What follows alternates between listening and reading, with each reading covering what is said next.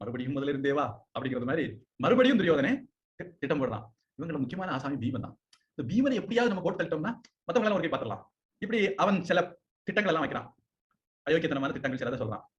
அது பாஞ்சாலிக்கும் பஞ்சபாண்டவர்களுக்கு எப்படியாவது ஒரு சண்டையை முட்டி விடலாம், அல்லது அண்ணன் தம்பிகளுக்குள்ள பாஞ்சாலியை வச்சு ஏதாவது சண்டையை முட்டி விடலாம். இப்படி ஒரு பெரிய லிஸ்ட் சொல்றான். அதுக்குள்ள டீட்டெயில போக விரும்பல. ஆனா இப்படி எல்லாம் அவன் யோசிச்சாங்கிறது நமக்கு தெரியணுங்கிற வேண்டிய அந்த விஷயத்தை சொன்னேன். இப்படி பல விதமான திட்டம் போட்டு அப்பாட்ட போய் ஒப்பிக்கிறான். கர்ணன் அதுக்கு என்ன சொல்றான் அப்படின்னா, எப்பவுமே கர்ணன் வந்து ஒரு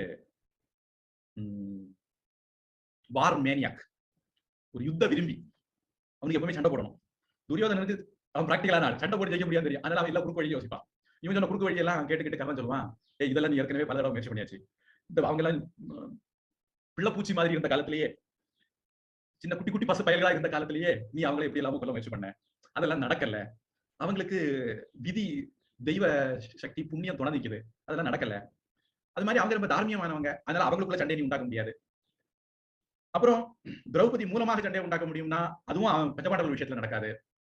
பஞ்சபாண்டவர்கள் சதித்திட்டம் போட்டு ஒழிச்சிடலாம்னா அதுவும் நடக்காது. ஏன்னா உலகமே அவங்களுக்கு தார்மீகளான அவங்களுக்கு சப்போர்ட்டா இருக்குது, அதனால அதுவும் நடக்காது. ஏற்கனவே வாரணத்துல முயற்சி பண்ணி தோத்தாச்சு.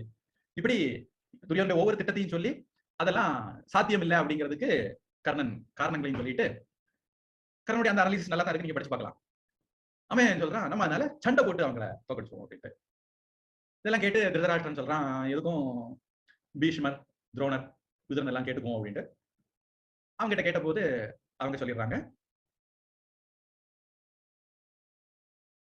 பஞ்சபாண்டவர்கள் எனக்கு துரியோதனாதியர்கள் மாதிரி சமமானவங்க தான், அதனால அவங்க கிட்ட பேதம் பார்க்க முடியாது, அதனால அவங்களுக்கு கண்டிப்பா நாடு கொடுத்தாகணும் அப்படின்ட்டு பீஷ்மர் சொல்றாரு.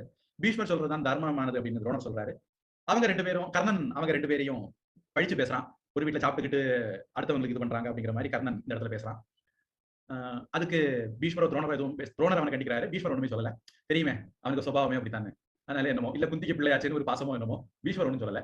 விதுரர் அப்புறம் திருதராஷ்டிரன் கிட்ட சொல்றாரு, எது பீஷ்மர் சொன்னாரோ துரோணர் சொன்னாரோ அதான் உங்களுக்கு நன்மையானது. ஏற்கனவே உங்களுக்கு அவங்களை பண்ண பாவம் தலையில இருக்குது, அதை கழுவணும்னா அவங்களை மறுபடியும் நீங்க அரவணைச்சுக்கிட்டீங்கன்னா அந்த பாவம் அந்த படி எல்லாம் போகும், அதனால கூப்பிட்டுங்க அப்படின்னு சொல்றாரு. திருதராஷ்டிரன் சரி அப்ப நீ எப்படி கூட்டிட்டு வந்துரு அப்படின்னு சொல்லிட்டு